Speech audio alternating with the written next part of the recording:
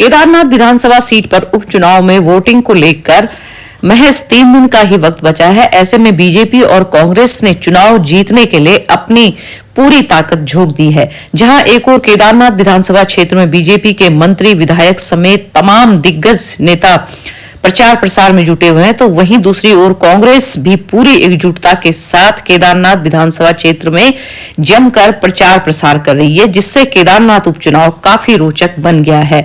हर साल 5 साल में होने वाले विधानसभा और लोकसभा चुनाव को जीतने के लिए राजनीतिक पार्टियां जी तोड़ मेहनत करती हैं, क्योंकि उस दौरान सत्ता पर काबिज होने की एक बड़ी चुनौती राजनीतिक पार्टियों के सामने होती है। लेकिन उत्तराखंड के केदारनाथ विधानसभा सीट पर हो रहा उपचुनाव सामान्य चुनाव से भी बड़ा दिखाई दे रहा है। प्रदेश की दोनों मुख्य पार्टियां बीजेपी और कांग्रेस इस उपचुनाव को जीतने के लिए पूरी ताकत झोंक रही है। यही वजह है कि केदारनाथ उपचुनाव अब हाई प्रोफाइल चुनाव बन गया है। अभी तक ये उपचुनाव सरकार वर्सेस ऑल का चुनाव था, लेकिन अब बीजेपी ने इस उपचुनाव को पार्टी की साख के साथ जोड़ दिया है, लिहाजा इसमें मोदी फैक्टर भी जुड़ गया है। केदारनाथ उपचुनाव के मौजूदा हालात कुछ यूं बयां कर रहे हैं, क्योंकि राज्य सरकार के तमाम मंत्री रोजमर्रा के कामकाज को छोड़कर इस उपचुनाव में डटे हुए हैं। बीजेपी प्रदेश अध्यक्ष समेत बीजेपी के तमाम नेता इस उपचुनाव में अपनी अपनी भागीदारी सुनिश्चित कर रहे हैं। ऐसे में बीजेपी का फिलहाल एकमात्र उद्देश्य यही है कि केदारनाथ उपचुनाव को किसी भी हाल में जीतना चाहिए। दरअसल में बीजेपी के लिए केदारनाथ उपचुनाव इसलिए भी जरूरी हो गया है, क्योंकि हाल ही में हुए 2 विधानसभा सीट मंगलौर और बद्रीनाथ विधानसभा सीट पर हुए उपचुनाव में बीजेपी को हार का सामना करना पड़ा था। इसके साथ ही केदार घाटी से प्रधानमंत्री नरेंद्र मोदी का भी सीधा लगाव है। साथ ही उनके ड्रीम प्रोजेक्ट भी केदार घाटी में चल रहे हैं। दूसरी तरफ कांग्रेस भी अपनी जीत के दावे करती दिख रही है। उसका कहना है कि भाजपा इस चुनाव को जीतने के लिए कई तरह के हथकंडे अपना रही है, लेकिन उसे सफलता मिलना मुश्किल है। ये सीट भाजपा विधायक सैला रानी रावत के निधन के बाद रिक्त हुई है, जिस पर भाजपा ने इस बार आशा नौटियाल को टिकट दिया है। आशा नौटियाल इस क्षेत्र से 2 बार विधायक रह चुकी हैं, जबकि कांग्रेस ने अपने 1 बार विधायक रह चुके मनोज रावत पर पुनः भरोसा जताया है।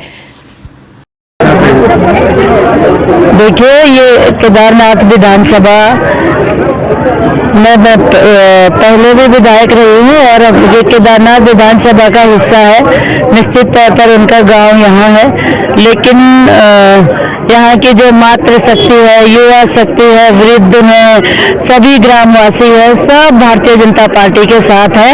और सबको पता है कि देश के यशस्वी प्रधानमंत्री मोदी जी सबके लिए काम करते हैं, विकास के कार्यों को आगे बढ़ाते हैं। इस क्षेत्र में भी कई विकास कार्य आदरणीय मोदी जी के द्वारा, आदरणीय धामी जी के द्वारा किए गए हैं। तो निश्चित तौर पर ये जन सैलाब बता रहा है कि ये विकास के साथ है, विकास कार्यों के साथ है।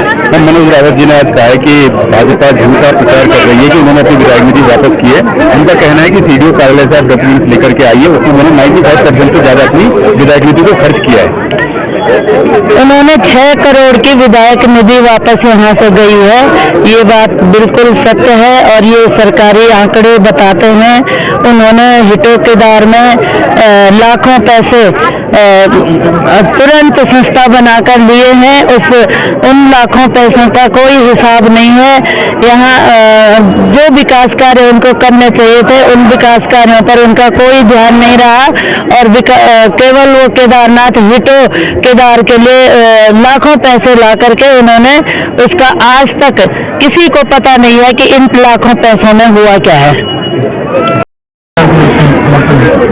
देखिए, चूंकि चुनाव है और चुनाव में मात्र अब 2 दिन का प्रचार बचा हुआ है, हमारा ये प्रयास है कि पूरे इस बाबा केदार के धाम में श्री केदारनाथ विधानसभा जो है उसमें सभी लोगों तक जो है बात पहुंचे और जो विकास के काम हमारे प्रधानमंत्री आदरणीय मोदी जी के नेतृत्व में केदार धाम में और पूरे इस केदारनाथ विधानसभा में और पूरे उत्तराखंड में हो रहे हैं, वो आम जन जन तक पहुंच रहे हैं, लोग देख रहे हैं।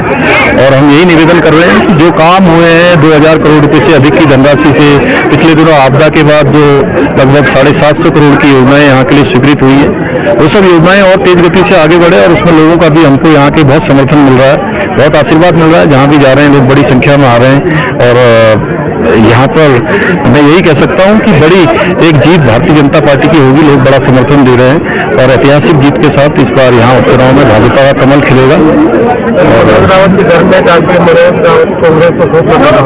है क्या